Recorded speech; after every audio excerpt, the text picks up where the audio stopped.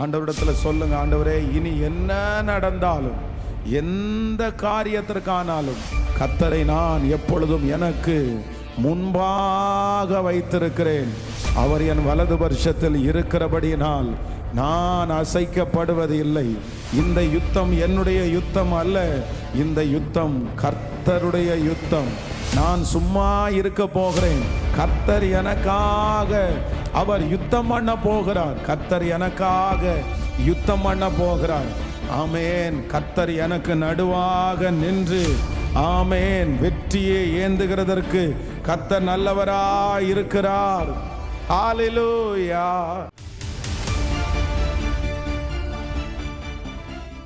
சில ஜெபங்களை ஆண்டவருடைய பிள்ளைகள் டெய்லி நம்ம கேட்க வேண்டிய அவசியம் இருக்கிறது. சங்கீதக்காரனாகிய தாவீது ஒவ்வொரு சூழ்நிலைக்கும் தகுந்தது போல ஒரு ஜெபத்தை அவர் ஏறெடுக்கிறார். இந்த மாதிரி எனக்கு இந்த சுபாவம் என்னிடத்துல இல்லை, இது என்னிடத்துல இல்லாமல் இருக்குது, நீங்கள் தான் எனக்கு உதவி செய்யணும் அப்படின்னு நிறைய உதவிகளை ஆண்டவரிடத்துல தேவ மனுஷன் கேட்கிறார். எனக்கு ஒத்தாசை வரும் பர்வதங்களுக்கு நேராக என் கண்களை ஏறெடுப்பேன். வானத்தையும் பூமியையும் உண்டாக்கின கர்த்தரிடத்திலிருந்து எனக்கு ஒத்தாசை வரும். அதனால் ஒவ்வொரு சூழ்நிலைகளுக்கும் நம்ம ஒவ்வொரு ஞானம் நமக்கு தேவைப்படும். அப்பொழுதெல்லாம் நம்ம என்ன பண்ணணும்னா அந்த ஜெபத்தை கர்த்தர் சமூகத்தில் நம்ம ஏறெடுக்கணும். நம்ம ஜெபம் பண்ணணும். இந்த காரியத்தை எனக்கு செய்யுங்க ஆண்டவரே, இந்த காரியத்தை எனக்கு கற்றுத்தாங்க ஆண்டவரே, இந்த காரியம் எப்படி நான் இதை செய்து முடிக்கிறதுன்னு எனக்கு தெரியல அப்படின்ற அந்த ஜெபத்தை ஏறெடுப்பதற்கு ஆண்டவர் நம்மிடத்திலே கர்த்தர் விருப்பப்படுகிறார். நம்மிடத்தில் விருப்பப்படுகிறார். அதனால் அந்த சமயத்திற்கு ஏற்ற அந்த காரியத்தில் நமக்கு உதவி செய்கிறவர் கர்த்தர். நம்ம மனுஷனாக இருக்கிறதுனால முதல்ல நம்முடைய பலவீனம் ஒன்று இருக்கும், இன்னொன்று சத்துருடைய போராட்டம் என்று ஒன்று இருக்கும். பிசாசு எவனை விழுங்கலாமோ வென்று வகை தேடி கர்ச்சிக்கிற சிங்கம் போல அவன் வகை தேடிட்டே இருக்கிறான். அதனால் நம்முடைய வாழ்க்கையில் எப்பொழுதும் ஆண்டவர் நம்மளை கட்டணும்னு நினைக்கும் போது சத்துரு ஒரு பக்கத்தில் எப்படியாவது நம்மளை நிர்மூலமாக்கணும் அப்படின்றதுல ரொம்ப தீவிரமாய் சத்துரு போராடுவான், ரொம்ப யோசிச்சிட்டே இருப்பான். அதனால் இதிலிருந்து ஆண்டவருடைய பிள்ளைகள் தப்பித்து கொள்ள வேண்டும் என்றால், நான் தான் ஆண்டவருடைய பிள்ளை ஆயிடுச்சே, என்னுடைய வாழ்க்கையில் எல்லாமே ஆண்டவருடைய அனுமதி இல்லாமல் நடக்காது அப்படின்னு நம்ம மௌனமாக இருந்துட முடியாது. நம்ம என்ன பண்ணணும்னா சில காரியத்திற்காக ஆண்டவரிடத்தில் நம்ம தான் ஞானத்தை நம்ம கேட்டு பெற்றுக்கொள்ளணும். எப்பொழுதுமே நம்முடைய ஆண்டவரை பொறுத்த வரைக்குமே இந்த டிசைட் பண்ணுற அத்தாரிட்டியை ஆண்டவர் அவருடைய கையிலே எடுக்காம ஆண்டவர் நம்முடைய கையில தான் ஆண்டவர் அதை வச்சிருக்கிறார். நம்ம அப்படின்னா அவ்வளோ பெரிய ஏதேன் தோட்டத்தை ஆண்டவர் படைச்சு எல்லா விருட்சங்களையும் படைச்சிட்டு அங்கே ஒரு விருட்சம் இருக்குது. ஆனால் அதை டிசைட் பண்ணக்கூடிய அந்த அதிகாரத்தை ஆண்டவர் யார் கையில் கொடுத்தார் அப்படின்னு சொன்னால் ஆதாம் ஏவாளுடைய கையில் தான் ஆண்டவர் கொடுத்தார். ஏன்னா நம்முடைய ஆண்டவர் ரொம்ப ஜென்டில்மேன். ஆண்டவர் ரொம்ப அழகாய் நடத்துகிறவர். அப்படின்னா அவர் அந்த உரிமையாக அவர் எடுக்கலாம், ஆனால் எடுத்துக்கிறதுக்கு அவர் நினைக்கல. ஆனால் நம்மளா அந்த இடத்துல இருந்திருப்போமே, ஆனால் நம்ம யாருமே அப்படி பண்ண மாட்டோம். உலகத்தில் இருக்கிற ஒரு மனுஷனே ஒரு மிஷினை தயாரிக்கிறான் அப்படின்னு சொன்னால் அந்த மிஷினுடைய இஷ்டத்துக்கு அது பண்ண முடியாது. அந்த மிஷின் உருவாக்குனவர் என்ன இஷ்டமோ அந்த இஷ்டத்துக்கு தான் அந்த மிஷின் ஆப்ரேட் ஆகும். அதான் உலகத்தில் இருக்கிற மனுஷன். ஆனால் நம்முடைய ஆண்டவர் அப்படி அல்ல. நம்மை உருவாக்கி விட்டு அவருடைய கண்ட்ரோலில் வச்சு நீ இப்படி பண்ணித்தான் ஆகணும் அப்படின்னு சொல்லுகிறவர் அல்ல. நன்மையும் தீமையும் நமக்கு முன்னாடி வச்சுட்டு ஆண்டவர் அதை எடுத்துக்கக்கூடிய காரியத்தை நம்ம கையில் தான் கொடுத்துருக்கிறார். நீ எடுத்துக்கோ, உனக்கு என்ன வேணுமோ நீ அதை எடுத்துக்கோ அப்படின்னு. அப்போ அந்த நேரத்தில் ஒரு ஆண்டவருடைய பிள்ளை என்ன பண்ணணும்னா அதில் நன்மையா தீமையா அப்படின் போது சத்துரு ரொம்ப தீமையை எடுக்கிறதுக்கு நம்மளை புஷ் பண்ணுவான்.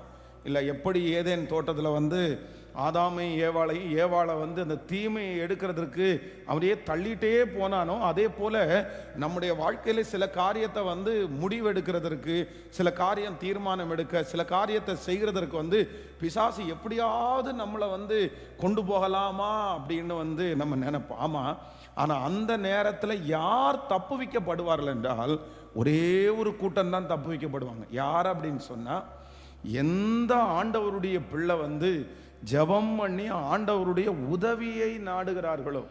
அப்படின்னா, ஆண்டவரே எனக்கு தெரியல, எனக்கு என்ன பண்ணணும்னு தெரியல அப்படின்னு நம்ம யாரு அந்த ஆண்டவரை சார்ந்து வாழ்கிறோமோ அவர்களா ஆண்டவர் என்ன பண்றாரு அப்படின்னு சொன்னா, நான் உனக்கு போதித்து நீ நடக்க வேண்டிய வழியை உனக்கு காட்டுவேன், உன்மேல் என் கண்ணை வைத்து உனக்கு ஆலோசனை சொல்லுவேன். வேதத்திலே சில பரிசுத்தவான்களுக்கு டிசைட் பண்ண தெரியும், அவங்களுக்கு அந்த ஞானம் இருக்குது. பாருங்க, தாவீதுக்கு நமக்கு சொல்லி தெரியும். நமக்கு தாவீதுக்கு முன்பாக ஆண்டவர் 3 தண்டனையை முன்னாடி வைக்கிறாரு.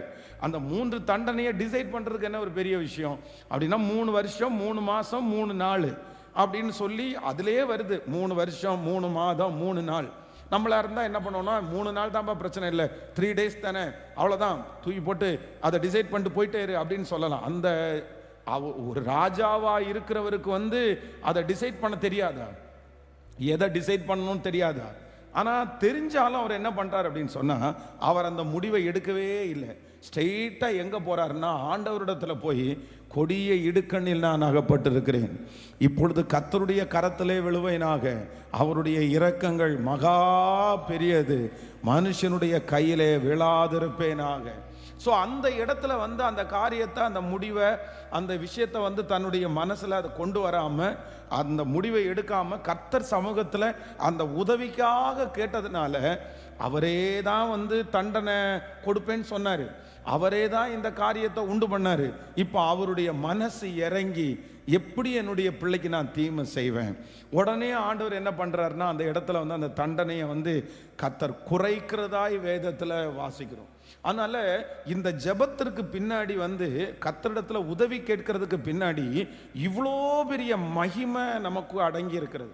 அதனால எந்த காரியத்தை ஆனாலும், எந்த விஷயத்தை ஆனாலும், ஒரு தேவனுடைய பிள்ளை அதுல நம்மளா முடிவெடுக்க தெரிஞ்சா கூட, நம்ம அதை பண்ண முடியுன்ற இருந்தா கூட, அந்த நேரத்தில் ஆண்டவரை நம்ம டிபெண்ட் பண்ணோன்னு வச்சுக்கோங்களேன், ஆண்டவரிடத்துல கேட்டோன்னு வச்சுக்கோங்களேன், அந்த காரியத்தை ஆண்டவர் நமக்கு நன்மையாய் கர்த்தர் முடிய பண்ணுவார்.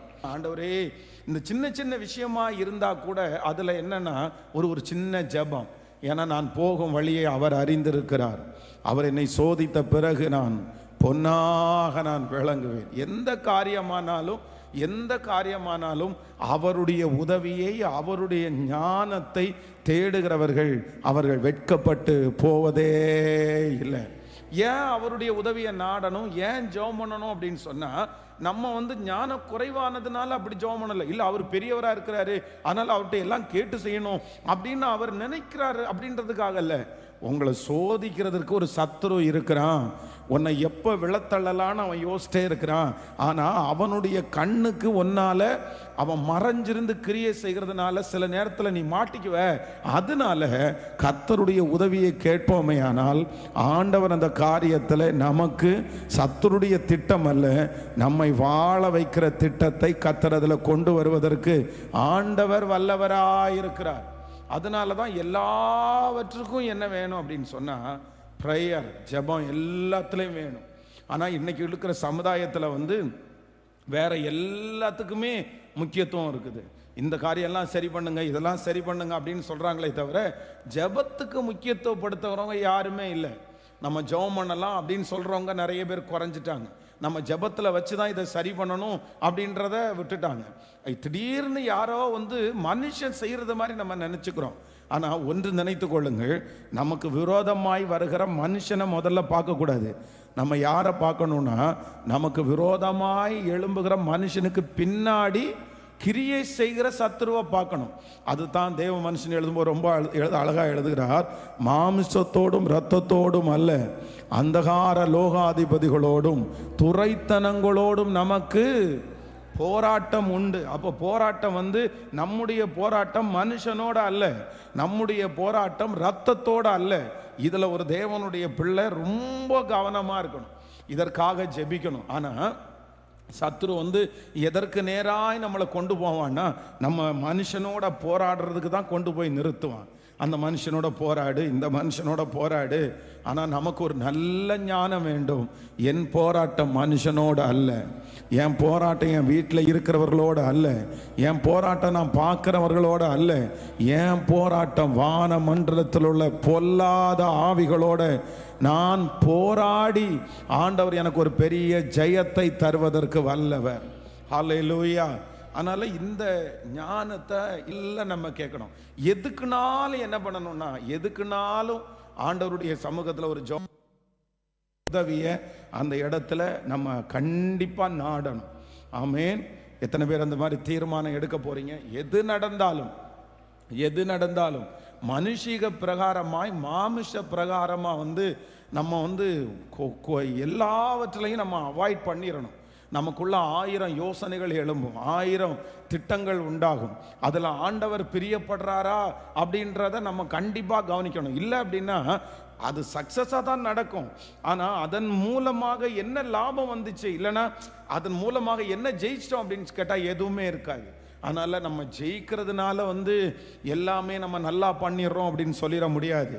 நம்ம யாருடைய விருப்பத்தின்படி பண்ணணும்னா கர்த்தருடைய விருப்பத்தின்படி செய்யக்கூடிய கிருபையை கர்த்தர் தருவாராக. ஹல்லேலூயா. எத்தனை பேர் ஆமோதிக்கிறீர்கள்? ஆண்டவரிடத்தில் சொல்லுங்க, ஆண்டவரே இனி என்ன நடந்தாலும் எந்த காரியத்திற்கானாலும் கர்த்தரை நான் எப்பொழுதும் எனக்கு முன்பாக வைத்திருக்கிறேன். அவர் என் வலது வருஷத்தில் இருக்கிறபடியினால் நான் அசைக்கப்படுவது இல்லை. இந்த யுத்தம் என்னுடைய யுத்தம் அல்ல, இந்த யுத்தம் கர்த்தருடைய யுத்தம். நான் சும்மா இருக்க போகிறேன். கர்த்தர் எனக்காக அவர் யுத்தம் பண்ண போகிறார். கர்த்தர் எனக்காக யுத்தம் பண்ண போகிறார். ஆமேன். கர்த்தர் எனக்கு நடுவாக நின்று ஆமேன் வெற்றியை ஏந்துகிறதற்கு கர்த்தர் நல்லவராய் இருக்கிறார். ஹல்லேலூயா. உம்மை பாடாமல் யாரை நான் பாடுவேன், உம்மை துதிக்காமல் யாரை நான் துதிப்பேன். உம்மை பாடாமல் யாரை நான் பாடுவேன், உம்மை துதிக்காமல் யாரை நான் துதிப்பேன். துதியும் உமக்கே ஹல்லேலூயா, மகிமை உமக்கே ஹல்லேலூயா, புகழ்ச்சி உமக்கே ஹல்லேலூயா. ஹல்லேலூயா. துதியும் உமக்கே ஹல்லேலூயா, கனமும் உமக்கே ஹல்லேலூயா, மகிமை உமக்கே ஹல்லேலூயா, புகழ்ச்சி உமக்கே ஹல்லேலூயா. உம்மை பாடாமல் யாரை நான் பாடுவேன், உம்மை துதிக்காமல் யாரை நான் துதிப்பேன். உம்மை பாடாமல் யாரை நான் பாடுவேன், உம்மை துதிக்காமல் யாரை நான் துதிப்பேன். உளையான சேற்றிலிருந்து தூக்கினீ உன்னத அனுபவம் தந்திரே. உளையான உன்னத அனுபவம் தந்திரே. உம்மை பாடாமல் யாரை நான் பாடுவேன், உம்மை துதிக்காமல் யாரை நான் பாடும். உம்மை பாடாமல் யாரை நான் பாடுவேன், உம்மை துதிக்காமல் யாரை. கைகள மேல தட்டி துதியும் உமக்கே ஹல்லேலூயா, கனமும் உமக்கே ஹல்லேலூயா, மகிமை உமக்கே ஹல்லேலூயா, புகழ்ச்சி உமக்கே ஹல்லே. அவரை பார்த்து மகிமை உமக்கே,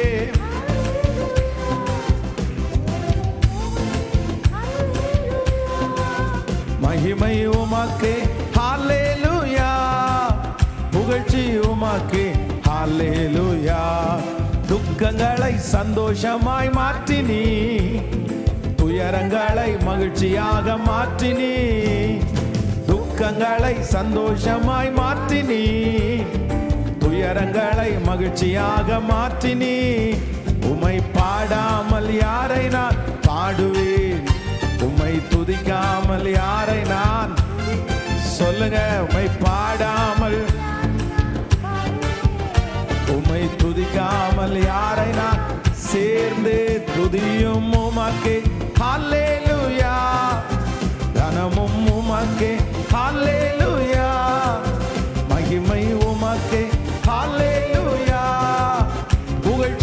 உமக்கே ஹல்லேலூயா, மகிமை உமக்கே, கனமும் உமக்கே ஹல்லேலூயா, துதியும் உமக்கே ஹல்லேலூயா, புகழ்ச்சி உமக்கே ஹல்லேலூயா, ஹல்லேலூயா, ஹல்லேலூயா.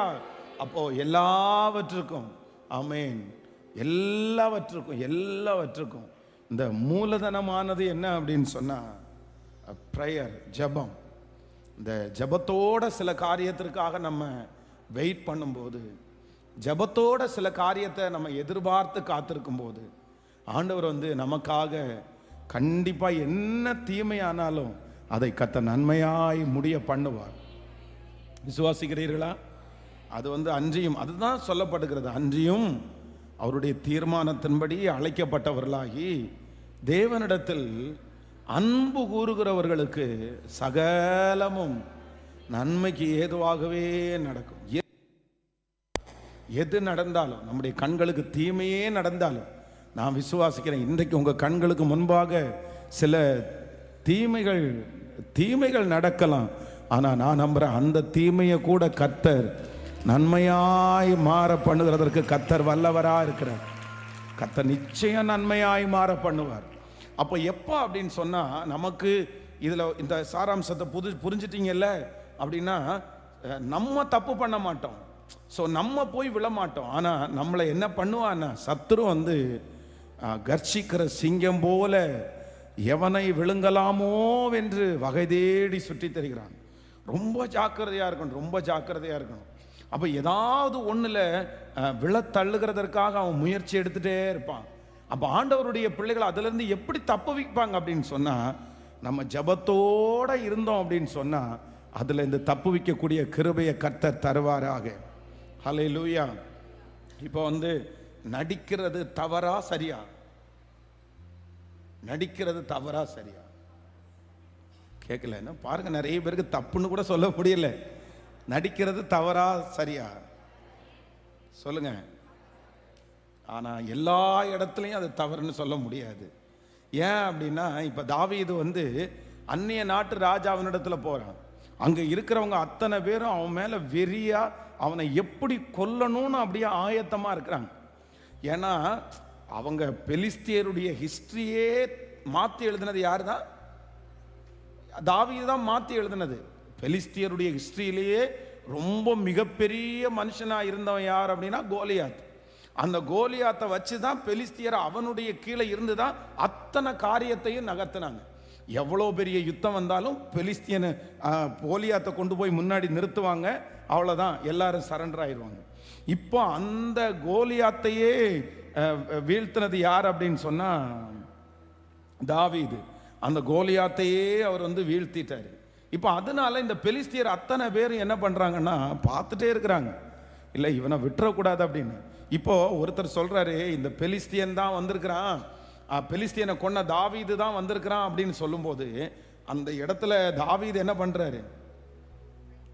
நீங்க நம்ம எத்தனை பேர் நம்ம கோலியாத்துக்கு முன்னாடி அவ்வளோ பெரிய சிங்கம் மாதிரி நின்று, வாடா பார்த்துக்கலாம், நீயும் நானும், நீ நிந்திக்கிற இஸ்ரவேலின் சவுண்ட் கொஞ்சம் இராணுவங்களின் தேவனுடைய நாமத்தினால உன்னிடத்துல வர்றேன் அப்படின்னு சவால் விட்ட அந்த தாவீது இப்ப என்ன பண்றாரு சொல்லுங்களேன்? இப்ப அப்படியே சுருண்டு படுத்து அவனுடைய வாயிலிருந்து வந்த அந்த ஜொல்லு நுர தள்ளி அது தாடியிலெல்லாம் வழிஞ்சு ரொம்ப ஒரு மாதிரி கை காலெல்லாம் வெட்டுறது மாதிரி ஃபிக்ஸ் வந்தவன மாதிரி அப்படியே பண்றானாமா. உடனே அந்த ராஜா சொல்றாரு, பைத்தியக்காரனை தூக்கிட்டு போங்கப்பா.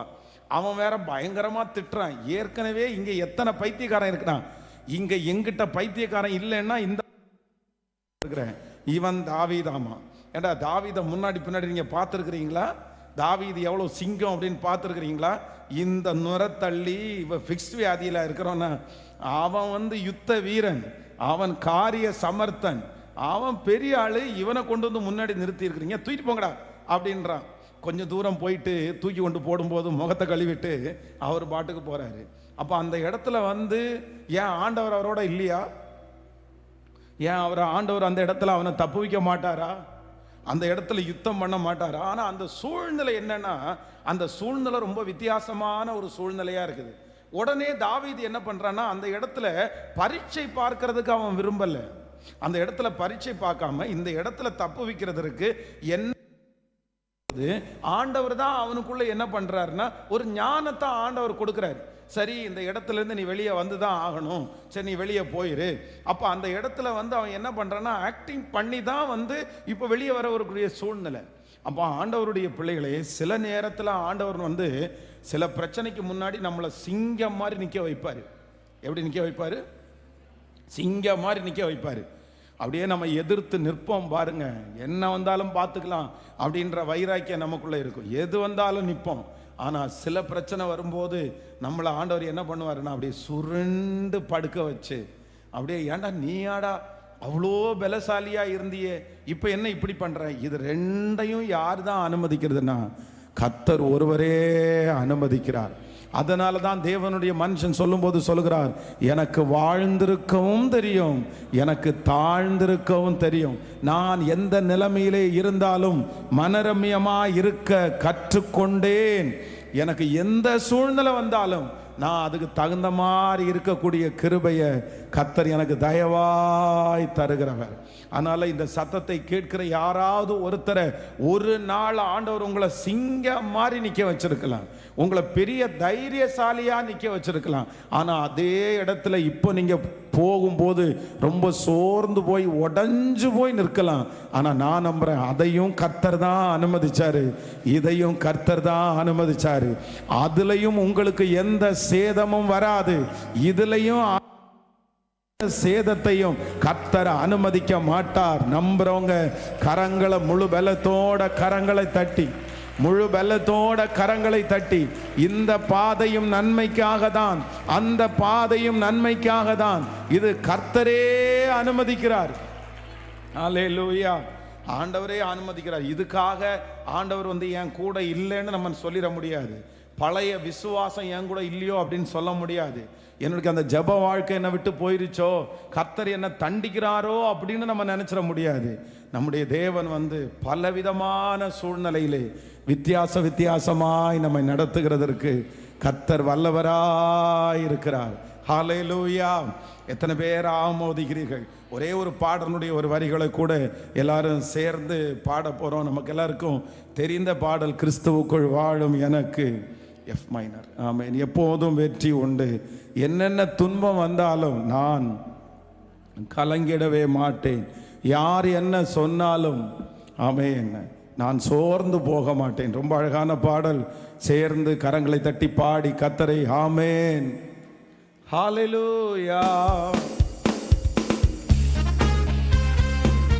ஹல்லேலூயா. எல்லாருடைய கரங்களை தட்டி ஆமென்.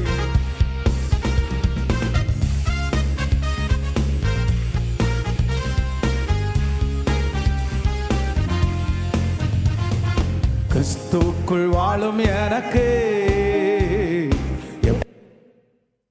உண்டு, கிறிஸ்துவுக்குள் வாழும் எனக்கு எப்போதும் வெற்றி உண்டு, வெற்றி உண்டு, வெற்றி உண்டு, வெற்றி உண்டு, எனக்கு வெற்றி உண்டு, வெற்றி உண்டு, வெற்றி உண்டு, வெற்றி உண்டு, வெற்றி உண்டு, வெற்றி உண்டு, எனக்கு வெற்றி உண்டு, வெற்றி உண்டு, வெற்றி உண்டு, கிறிஸ்துவுக்குள் வாழும் எனக்கு எப்போதும் வெற்றி உண்டு. கைகளை தட்டி, கிறிஸ்துவுக்குள் வாழும் எனக்கு, ஹல்லேலூயா. என்னென்ன துன்பம் வந்தாலும் நான் கலங்கிடவே மாட்டேன், என்னென்ன துன்பம் வந்தாலும் நான் கலங்கிடவே, யார் என்ன சொன்னாலும், யார் என்ன சொன்னாலும் நான் சோர்ந்து போக மாட்டேன், நான் சோர்ந்து போக மாட்டேன். கிறிஸ்துவுக்குள் வாழும் எனக்கு எப்போதும் வெற்றி உண்டு, கிறிஸ்துவுக்குள் வாழும் விசுவாசத்தோடு பாடும். ஹalleluya.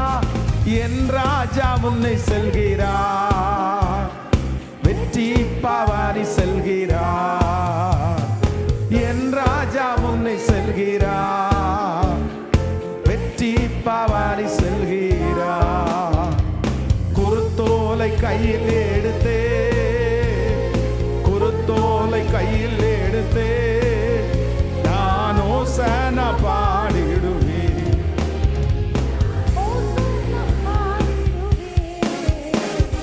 கிறிஸ்துவுக்குள் வாழும் எனக்கு எப்போதும் வெற்றி உண்டு. கிறிஸ்துவுக்குள் வாழும் எனக்கு எப்போதும் வெற்றி உண்டு. சொல்லு, சாத்தானின் அதிகாரம் எல்லாம் என் நேசர் பறித்துக் கொண்டார். சாத்தானின் அதிகாரம் எல்லாம் என் நேசர் பறித்துக் கொண்டார். சிலுவையில் அறைந்து விட்டார், சிலுவையில் அறைந்து விட்டார். இயேசு காலாலே மிதித்து விட்டார், இயேசு காலாலே மிதி. கைகளை மேல தட்டி கிறிஸ்துவுக்குள் வாழும். பாட பாட அந்த மகிமை உங்களை தேடி வரட்டும். கிறிஸ்துவுக்குள் வாழும் எனக்கு எப்போதும் வெற்றி உண்டு, வெற்றி உண்டு, வெற்றி உண்டு, வெற்றி உண்டு, வெற்றி உண்டு. எனக்கு வெற்றி உண்டு, வெற்றி உண்டு, வெற்றி. விசுவாசத்தோடு வெற்றி உண்டு, வெற்றி உண்டு. எனக்கு வெற்றி உண்டு, வெற்றி உண்டு. ஹalleluya. ஆமென், ஆமென். கர்த்தரை சார்ந்து வாழ்வது நமக்கு கிடைத்த ஒரு பெரிய பாக்கியம். ஹல்லேலூயா. எல்லாவற்றிலும் எல்லாவற்றையும் கூடிய ஸ்தோத்திரத்தோடும் ஜபத்தோடும் கூட எல்லா வேண்டுதலையும் யாருக்கு தெரியப்படுத்தணுமாமா? சத்தமா சொல்லுங்க எல்லாருமே. கர்த்தருக்கு தெரியப்படுத்துங்கள். சொல்லுங்க எல்லாரும், சொல்லுங்க கர்த்தருக்கு தெரியப்படுத்துங்கள். சேர்ந்து சொல்லுங்க, கர்த்தருக்கு தெரியப்படுத்துங்கள். ஸோ ஆண்டவருக்கு நம்ம என்ன பண்ணணும்? தெரியப்படுத்தணும், தெரியப்படுத்தணும், தெரியப்படுத்தணும்.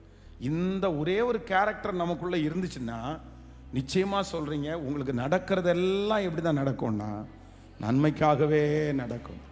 அதான் பிலிப்பியர் 4ஆம் அதிகாரத்தினுடைய 6வது வசனத்தை வாசிக்கும் போது, நீங்கள் ஒன்றுக்கும் கவலைப்படாமல் எல்லாவற்றை குறித்து உங்கள் விண்ணப்பங்களை ஸ்தோத்திரத்தோட கூடிய ஜபத்தினாலும் வேண்டுதலினாலும் தேவனுக்கு தெரியப்படுத்துங்கள். எல்லாரும் சேர்ந்து ஒரு வாசிக்கலாம். பழைய செட்டிங்ஸ் கொண்டு வாங்க. ஆமென்.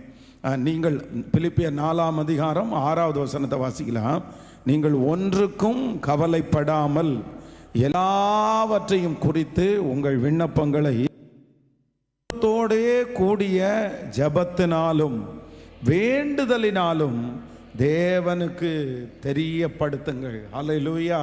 அப்போ நம்ம எல்லாத்தையும் ஆண்டவர் என்ன விருப்பப்படுறாருன்னா, கர்த்தருக்கு தெரியப்படுத்துங்கள், கர்த்தருக்கு தெரியப்படுத்துங்கள். அவருக்கு தெரியப்படுத்திட்டோன்னா போதும், அவர் அந்த காரியங்களை நேர்த்தியாய் நடத்துவதற்கு கர்த்தர் வல்லவராய் இருக்கிறார். ஆமென்.